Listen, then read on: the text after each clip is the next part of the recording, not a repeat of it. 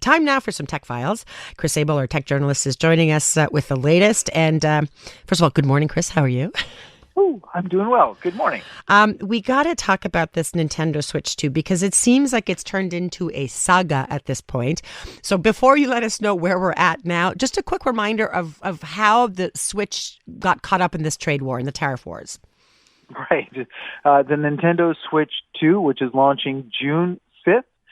In advance of that, Nintendo has been setting up a system where people can pre-order, so they can register already their interest in buying the system. And the big news is that when they launched this in Japan, they expected, based off of past launches, that they would get orders for about 360,000 units. Instead, they got 2.2 million orders for the Nintendo Switch 2. Nintendo put out a warning saying that a significant number of people are simply not going to be able to get a Switch 2 at launch in June. Here in Canada this week, when they put the pre-orders on sale, pre-orders sold out in less than 60 seconds. Say that again? Yes. In less than 60 seconds, so at midnight on Walmart.com, they sold out of Nintendo Switch 2s in less than a minute, as well as the other stores that we're handling as well. I reached out to Nintendo Canada to get more information. They're still crunching the numbers, but it's obvious that it's the same problem here in Canada as well. Demand is way beyond supply. Nintendo can't make the systems fast enough, and so it's likely that a significant number of people won't be able to get one, not just for the launch on June 5th, but perhaps for Christmas as well. Okay, but price-wise, Chris, what happened then? Remember, because it was about to sort of, when there was talk of the tariffs, they said, okay, we're going to work around it. Do we know where we're at with the pricing at this point? The pricing, at least for the system, has remained the same. So that's the one thing they say they were not going to increase.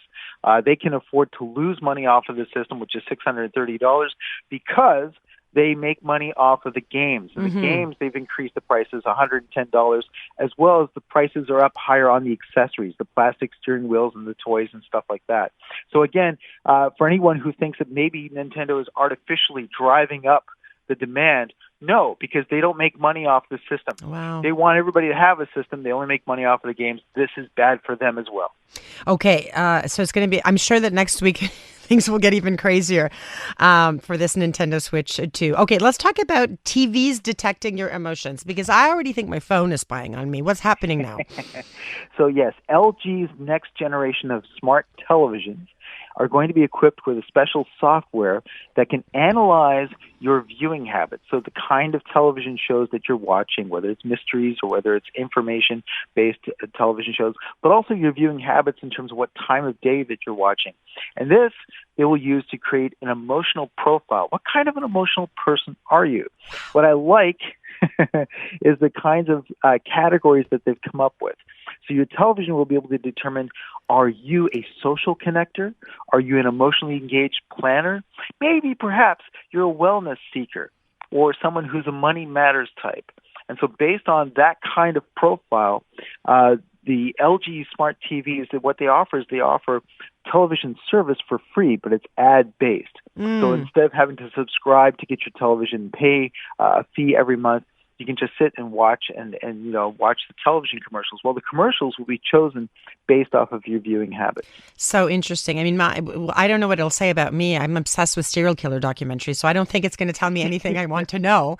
But jokes aside, though, it's the tricky part for me there, Chris, is that it kind of, we're all in our silos, our information silos. It's nice sometimes to get out of your bubble. So we'll see how this affects our viewing habits and also our connection to maybe other types of shows. Okay, so that's LG is doing that. China now. First human versus so we're fighting the robots. We're competing with the robots. What's happening in China? That's right. So China is bragging because they're the first country to actually have events that involve humans and robots. Wow. And so the first event is that in Beijing, they have an annual marathon.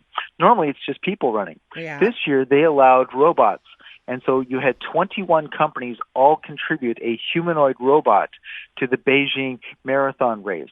And so it's kind of interesting. You've got all these weird humanoid robots that are running alongside people. Now, the marathon is a 13-mile course. The good news is humans won. Okay, but did they program the robots to lose so we didn't feel bad about ourselves? How did that work? No. So it was kind of comical in that many of the robots failed to even complete the course. Only 4 robots actually got to the finish line. Several of them, they broke down along the way. One had its head pop off its shoulders and roll around the floor. There was lots of laughter on the marathon towards getting there.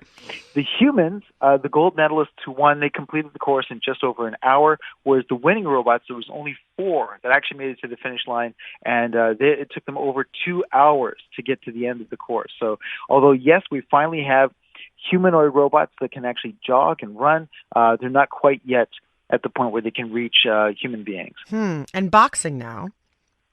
So Unitree, which is one of the leading humanoid robot companies, has just announced that in the coming months, they're going to offer the first live stream boxing match between a robot and a human being. And so this is a humanoid robot that has boxing gloves on. It can actually deliver punches, but also can deliver kicks. So it can do kickboxing as well. So they're going to have a human player take on this poor robot. What's impressive about the robot, not so much is its ability to punch, but they showed a sample video of it. The robot can take a real beating. Every time it falls down, it can pick itself up off the floor. So I thought that was really impressive, that this is a robot that can take a lot of abuse. So there's no knockout. There's no knockout at that point. There's no knockout that I'm aware of. Okay. But I haven't shared what all the rules are going to be. We'll have to see when the match actually happens. But I think they're not trying to show or demonstrate a robot beating a human being. I think what they want to show is just how durable and impressively well-made their robots are. Listen, Chris, it's always so interesting, terrifying, but interesting as well. Chris, remind everyone where they can find you. Well, on socials, you can find me at Real Chris Abel. That's KrisAbel. Plus, you can go to my website, chrisabel.com. All right, Chris Abel, thank you so much for taking the time. We'll chat again very soon. All right. Looking forward to it.